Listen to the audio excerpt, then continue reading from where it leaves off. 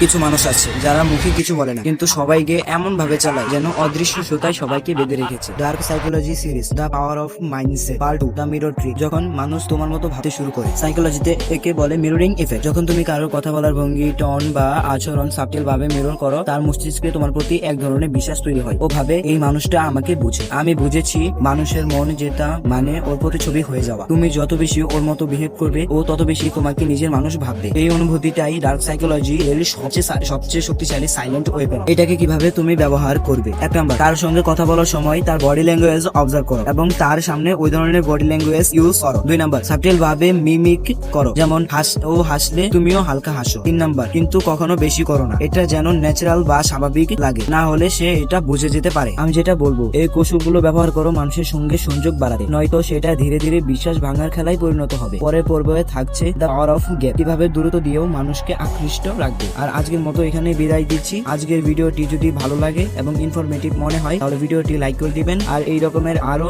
মাইন্ডের টেকনিক জানতে আমাদের চ্যানেলটিকে সাবস্ক্রাইব করুন। পরের পর্ব দ্য পাওয়ার অফ গ্যাপ খুব তাড়াতাড়ি আসতেছে।